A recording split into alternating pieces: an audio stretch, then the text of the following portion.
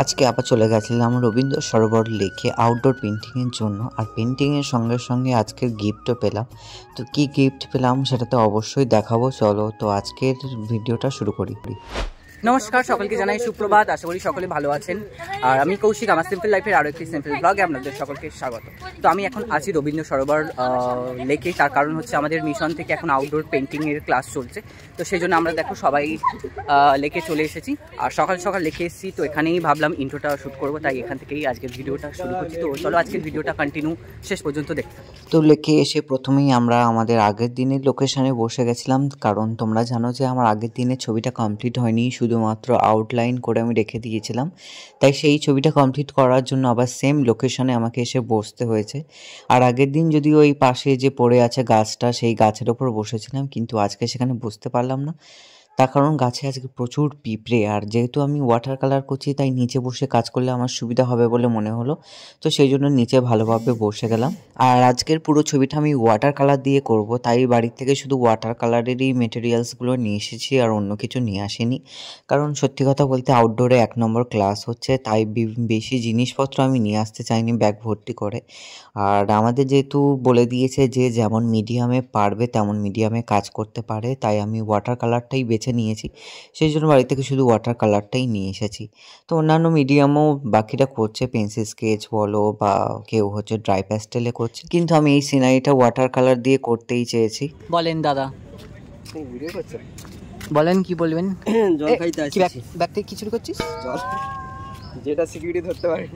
চোর কোথা? এই মা এখানে শুনে নিলে আমি দেখি নিয়ে যাবো দাঁড়া যাওয়ার সময়। কি দেখি যাও জলের বোতলটা? তো সেটা তো তোমার লস হবে, আমার থোড়ি। তোর ব্যাগে ঢুকি দেবো।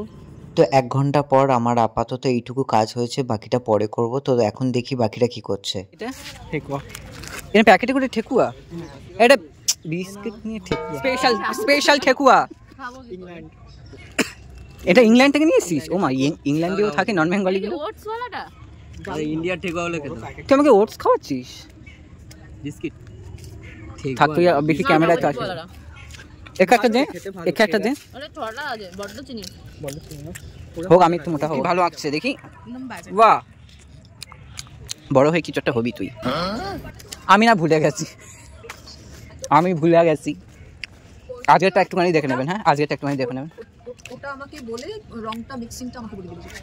আজকে যেটা করছি এটা দেখে নেবেন, হয়ে যাবে একই ব্যাপার। দারুণ নাচে, আবার এরম করে নাচছিল।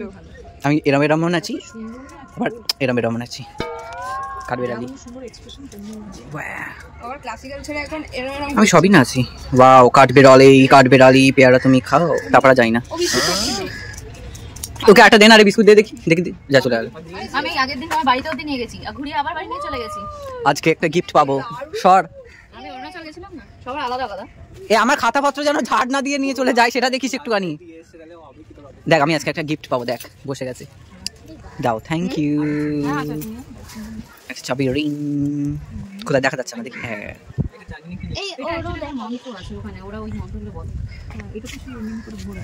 হ্যাঁ, এটাও এরকম করে ঘোরার মন্ত্র বলে। ওটা জানলে মন্ত্র পড়তে হবে। আনন্দ, দেখা দেখেছিস? ওটা নিলে মন্ত্র পড়তে হবে। বাবা আছে, কিউট দুটো বুদ্ধ আছে। মাও কিউট লাগছে।